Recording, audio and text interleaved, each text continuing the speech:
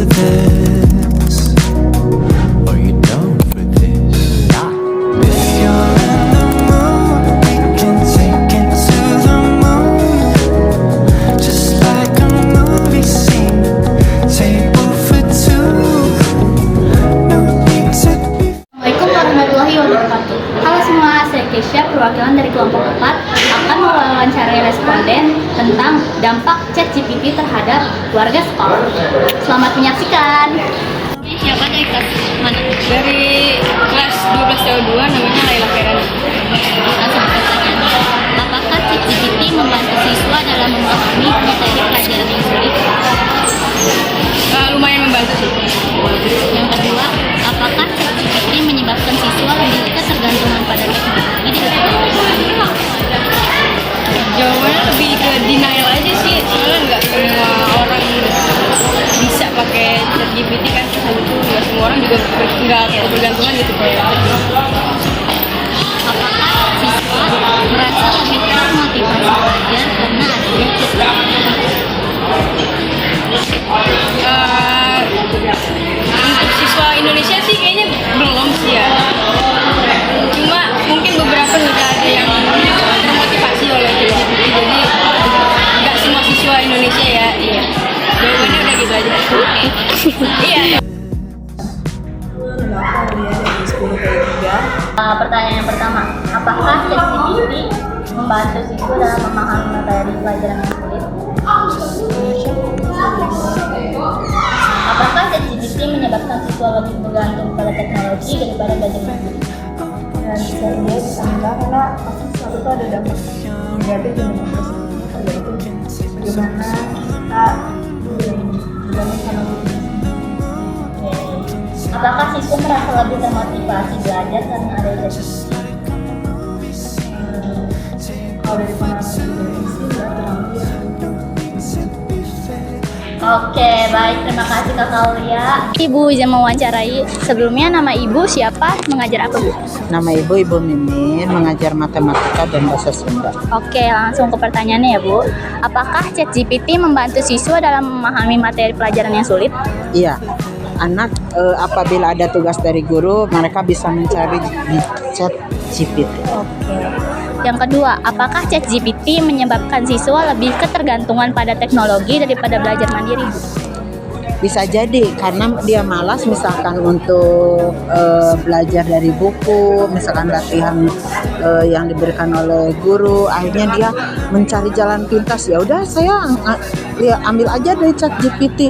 Dia tidak berpikir gitu, langsung nyari, langsung jawab, pindahin tuh ke buku catatan. Oke, yang pertanyaan ketiga, apakah siswa lebih termotivasi belajar karena ada ChatGPT? Bisa, misalkan, aduh dia udah terlalu sulit nih, nggak bisa menyelesaikan suatu soal atau masalah yang ditugaskan oleh guru. Kalau diperintah oleh guru mencari di ChatGPT, boleh, ya udah boleh. Akhirnya membantu juga untuk siswa gitu. Oke. Tapi jangan sampai ketergantungan, usahakan mencari dulu hasilnya dari buku pelajaran atau hasil dia ada usaha dulu lah sebelum mengambil dari ChatGPT. Oke, terima kasih, Bu. Ya. Oke, pekerjaannya apa? Namanya Dedi Hidayat. Oke. Politik. Oke, security. Ya. Saya akan mewawancari Bapak tentang ChatGPT nih. Sebelumnya Bapak tahu nggak apa itu ChatGPT? ChatGPT itu kalau nggak salah kayak dari map gitu kan, atau kalau nggak apa Web. Google. Iya, iya. Ya, langsung ke pertanyaannya ya, Pak. Apakah ChatGPT membantu siswa dalam memahami mata pelajaran yang sulit? Ya, membantu. Yang nomor 2, apakah ChatGPT menyebabkan siswa lebih ketergantungan pada teknologi daripada belajar mandiri, Pak? Ada dua kemungkinan, bisa ketergantungan, bisa juga enggak. Kalau emang anak tersebut atau siswa tersebut pengen belajar mandiri, tapi ya dibantu dengan ChatGPT itu bisa. Cuma yang jelas ya harusnya sih dua-duanya dipakai. Oke. Yang ketiga, apakah siswa merasa lebih termotivasi belajar karena ada ChatGPT? Ya termotivasi juga seharusnya mah, karena kan kalau dia nggak tahu bisa nanya ke atau bisa lihat ke ChatGPT tersebut. Itu tapi ya jangan tergantung sama ChatGPT lah, harus ada motivasi untuk belajar sendiri. Iya. Kan gitu. Oke, terima kasih Bapak. Oke, sama-sama. Dengan Bapak siapa dan ngajar pelajaran apa Pak? Dengan Bapak Eka Putra, kebetulan Bapak mengajar daripada pelajaran PABP, yaitu pendidikan agama dan pendidikan. Oke, langsung ke pertanyaannya ya Pak. Apakah ChatGPT membantu siswa dalam memahami materi pelajaran yang sulit? Tahu Bapak ya, perihal materi itu kan robot ya.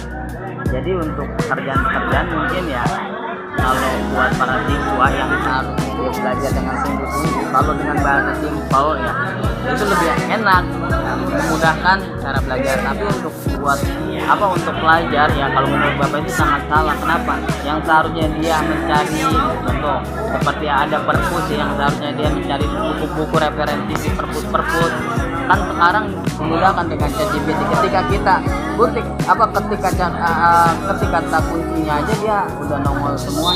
Biasanya pembelajaran yang kita butuhkan itu udah bisa semuanya ada jawabannya dan diisi oleh komputer sendiri. Oke, langsung ke pertanyaan kedua. Apakah ChatGPT menyebabkan siswa lebih ketergantungan pada teknologi daripada belajar mandiri? Ya, sangat ketergantungan terhadap teknologi. Kenapa?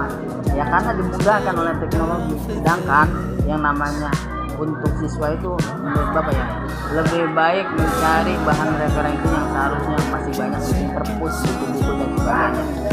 Kalau kalian mau jadi orang sukses, jangan mau yang instan dan simple. Oke, kita nggak capek, tapi yang namanya menuntut ilmu itu butuh proses dan pasti harus ada capek.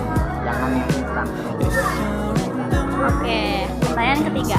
Apakah siswa merasa lebih termotivasi belajar karena adanya ChatGPT? Kalau untuk termotivasi belajar bisa jadi ya, karena meringankan pembelajaran dia juga sih ya, untuk motivasi belajar. Karena kan siswa zaman sekarang juga lihat nggak mau pengen capek, dia mau yang instan. Ketika dia cari kata kunci dia langsung nemu jawaban gitu, tanpa capek membaca buku, harus mencari ke perpus dan sebagainya. Dia mau yang instan yang tidak ada capek. Sedangkan yang namanya cari ilmu itu butuh yang namanya rasa capek pasti ada. Oke, baik. Sekian, terima kasih Bapak. And I'm down for this.